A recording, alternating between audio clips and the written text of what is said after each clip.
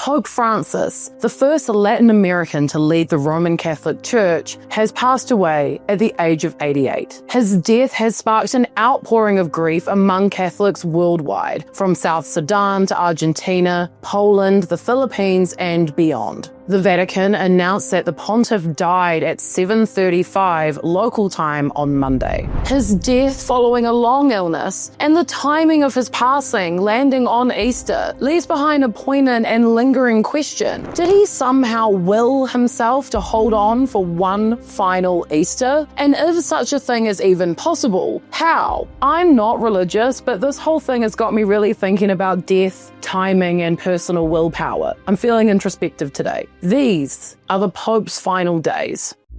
At 88 years old, the Pope had recently been discharged from hospital under protected care due to an infection that escalated into double pneumonia. Yet, despite his fragile health and limited mobility, Francis, much like the Queen Elizabeth II before her death at 96, maintained a full schedule right up until his final days. Just 24 hours before his passing, he appeared on the balcony of the Apostolic Palace, waving to thousands of faithful who had gathered in St. Peter's Square for Easter Mass. And only days earlier on Holy Thursday, he visited inmates at a prison, honouring his tradition of beginning the Triduum among society's most marginalised. Though too weak to perform the symbolic foot-washing ritual, recalling Jesus Christ's act of service before his crucifixion, the Pope reportedly told the prisoners he still wished to be near them. Doctors had advised the Pope to follow a strict regime of rest, but for a man known for his tireless engagement with the world, this was never really likely to happen. As soon as his medical team explained that his condition wouldn't improve quickly, the Pope made his intention clear. He wanted to return to the Vatican in time for Easter.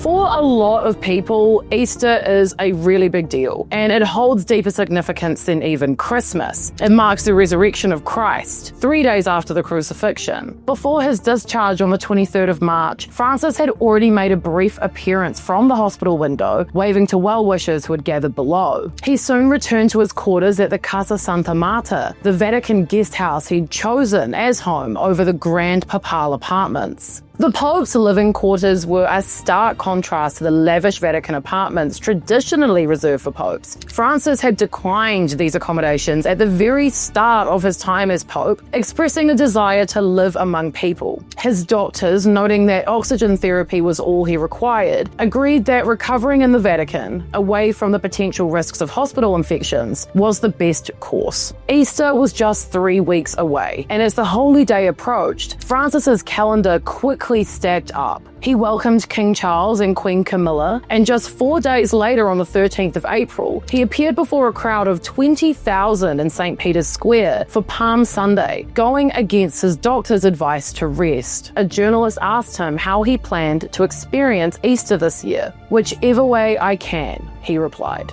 And on Sunday, he did just that. He held a short meeting with US Vice President J.D. Vance before appearing before crowds in St. Peter's Square as the crowd below erupted into cheers. He made his final blessing, the Urbi et Orbi address in Latin, meaning to the city and to the world. Only the Pope can deliver this blessing, which includes the granting of an indulgence, a remission of the temporal effects of sin. Archbishop Diego Ravelli read out a speech written by the Pope as Francis sat silently beside him. Then, to everyone's surprise, Pope Francis descended into St. Peter's Square, riding in the iconic white Pope-mobile, the little Mercedes-Benz used by popes to greet people. Cameras followed as he raised his hand in blessing. A few babies were lifted close to him. "Dear brothers and sisters, I wish you a happy Easter," he said. They were to be his final words in public.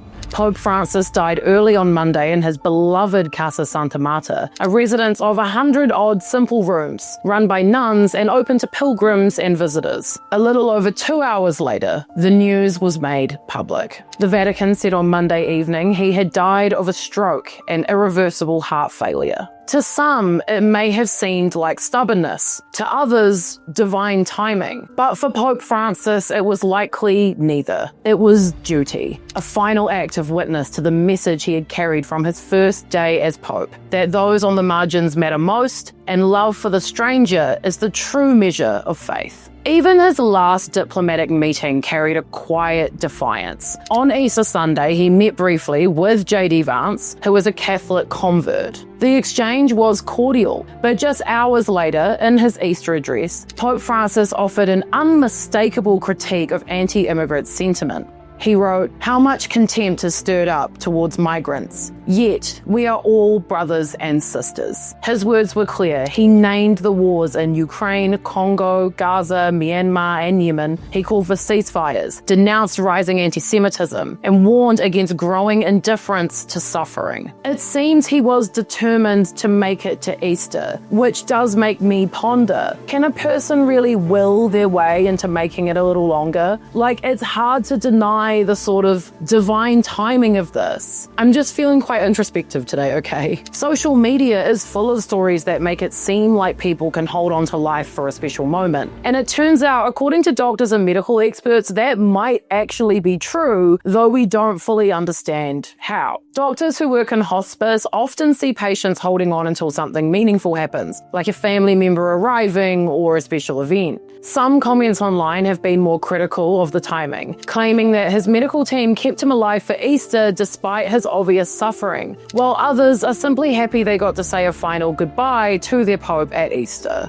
Pope Francis will be remembered for a lot of different things. His time as Pope didn't come without controversy from both conservative traditionalists and progressives. He sparked global attention in 2013 when he responded to a question about gay priests with, "Who am I to judge?" It didn't change the church doctrine, but it marked a softer, more inclusive tone. More recently, he approved a policy allowing priests to bless same-sex couples, a historic move that upset some conservatives, but reinforced his push for a more welcoming church. One of the biggest controversies was his handling of the church's sexual abuse crisis. He took steps to hold bishops accountable and set up commissions to investigate abuse, but many felt it wasn't enough. In 2018, he sparked outrage by defending a Chilean bishop accused of a cover-up, something he later apologized for, admitting serious mistakes. Another was also in 2018, when he denounced abortion as the, quote, white glove equivalent of the Nazi-era eugenics program, causing outrage from women both in and out of the church. In his last weeks, he chose presence over retreat,